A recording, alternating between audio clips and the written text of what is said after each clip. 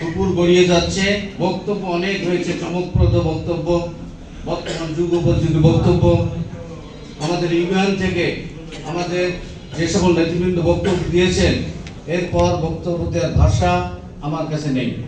শুধু বলতে চাই, উপজেলা বিএনপি আয়োজিত আজকের 63 ওয়ার্ড সভাপতি, সাধারণ সম্পাদক ও সাংগঠনিক সম্পাদকদের পরিচিতি সভার যে আয়োজন মোল্লাহাট উপজেলা বিএনপি করেছে, আমার জানা মতে বিএনপির রাজনৈতিক জীবনে আমি এই ধরনের অভিষেক অনুষ্ঠান দেখতে পাই নাই।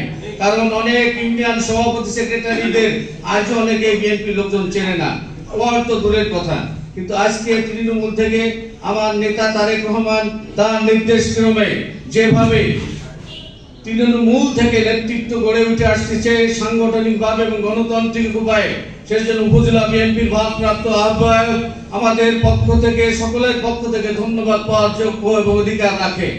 আজকে আপনারা, আমি শুধু দলীয় সাংগঠনিক কার্যক্রম বলি, সেটা হচ্ছে যে আপনাদেরকে এখানে আনা হয়েছে শুধুমাত্র পরিচিতি সভার জন্য না। আপনারা যে সাংগঠনিকভাবে যে কাজটা করবেন, আপনারা আপনাদের এলাকায় প্রতিটা ওয়ার্ডে বিএনপির 1, 1,500, 2,000, 3,000 ভোট আছে, তার থেকে বাছাই করে 121 জন প্রতিনিধি আপনারা বানিয়েছিলেন। সেখান থেকে প্রতিনিধি হয়ে নির্বাচিত হয়ে আসছে। নির্বাচিত হওয়ার পরে এখন আপনাদের কাজটা কি, অনেকেই মনে হয় জানেন, অনেকেই জানেন না।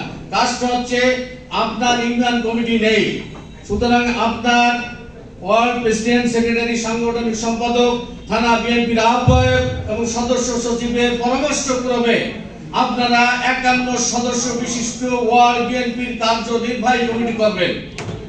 যে কার্যনির্বাহী কমিটি আগামী দিনে ইউনিয়ন এবং উপজেলা নেতৃবৃন্দ বাছাই করবে এবং আগামী সংসদ নির্বাচনে যার যার নির্বাচন ওয়ার্ড এলাকায় আপনারা এজেন্ট থেকে শুরু করে নির্বাচনী সকল কর্মকাণ্ড পরিচালনা করবেন।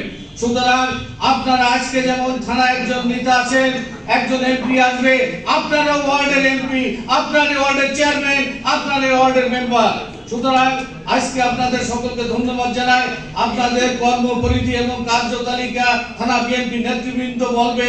আমাদের মাঝে উপস্থিত হয়েছেন 2018 জাতীয় সংসদ সদস্য পদপ্রার্থী থানার শীষ প্রতীক নিয়ে এসেছিলেন ইন্ডিয়ান মাসুদুল্লাহ ভাই। উনি বুঝতে পেরেছেন 18 সালের নির্বাচনে মোল্লাহাট উপজেলার কমিটিগুলো ঠিকমতো না থাকায় উনি অনেক ওয়ার্ডে যেতে পারছিলেন না এবং অনেক ইউনিয়ন বিএনপি নেতৃবৃন্দ ওনাকে সহায়তা করেন নাই। আজকে যদি সাংগঠনিক শক্তি থাকতো, আজকের এই ব্যবস্থায় যদি সেদিন কেউ পকেটস্থ কমিটি না করা হতো, জনগণের উন্মুক্ত ভোটের আহ্বানে আসতো, তাহলে কিন্তু দরদ আসতো। তার কারণ দেখেন, মা 9 মাস 10 মাস পেটের বাচ্চারে দুনিয়ায় পাঠায়, সেই মার কাছে না কানলেও কিন্তু মাথা দুধ দেয় না। সুতরাং আজকে কর্মী বনাম নেতা, নেতা বনাম কর্মীর একটা সম্পর্ক হয়ে গেল। আমি যারা 2-1 দাঁত পান্ডে তাদের জন্য দুঃখ প্রকাশ করছি থানা বিএনপির পক্ষ থেকে। আর যারা আসেন নাই তারা মনে হয় থানা বিএনপির সাথে যোগাযোগ করবেন। না করলে মনে হয় আপনারা সাংগঠনিক চেইন অফ কমান্ড আপনারা ভাঙতে যাচ্ছেন। এটা দলের জন্য শুভকর নয়।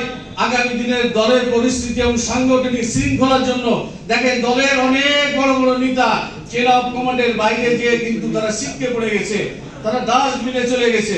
সুতরাং শৃঙ্খলা মানে আমাদের নেতা শহীদ রাষ্ট্রপতি জিয়া রহমান উনি একটা কথা বলেছেন, ব্যক্তির চেয়ে দল বড়, দলের চেয়ে দেশ বড়। আজকে রাজনীতিতে আমি যে মতেই থাকি, যে কথাই থাকি না কেন, দলের চেইন অফ কমান্ড আপনার মানতে হবে।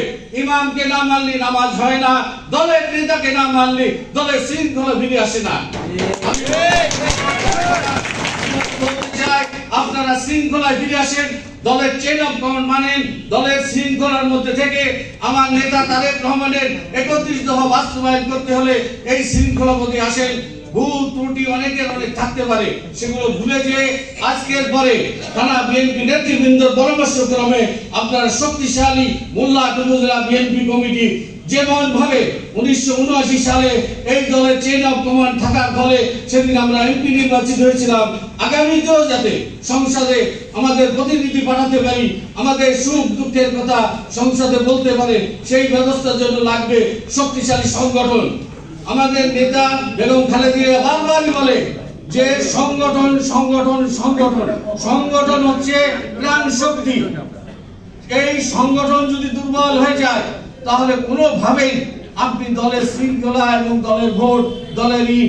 আর একটা ভাই বলেছে, একটা ইউনিয়নের ভাই বলেছে সে যে দলের যোগ্য লোকদেরই, আমাদের সকল নেতৃবৃন্দ যোগ্য। নেতা বানাবেন আপনারা, আপনারা পরামর্শ দেবেন, নেতাদের সাথে আপনারা সমন্বয় করবেন, সমন্বয় করে নেতা কর্মী এবং ভোটার তিনটে সমন্বয় মিশ্রিত করে ইউনিয়ন বিএনপির আগামী যে নেতা নির্বাচন করবেন।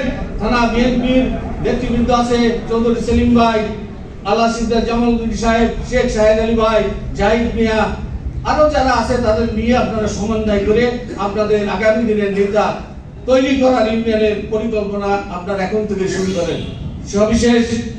সর্বশেষ আমাদের বেগম জিয়ার শারীরিক সুস্থতা কামনা ও তারেক রহমান বাংলাদেশে যাতে খুব শীঘ্রই আসতে পারে সেই আশাবাদ ব্যক্ত করে আমি আমার সংক্ষিপ্ত বক্তব্য শেষ করছি। আল্লাহ হাফেজ। বাংলাদেশ জিন্দাবাদ, বাংলাদেশ জাতীয়তাবাদী দল জিন্দাবাদ, জাতীয়তাবাদী দলের চেয়ারম্যান দেশনেত্রী বেগম খালেদা জিয়া জিন্দাবাদ, তারেক রহমান জিন্দাবাদ। সবাইকে ধন্যবাদ।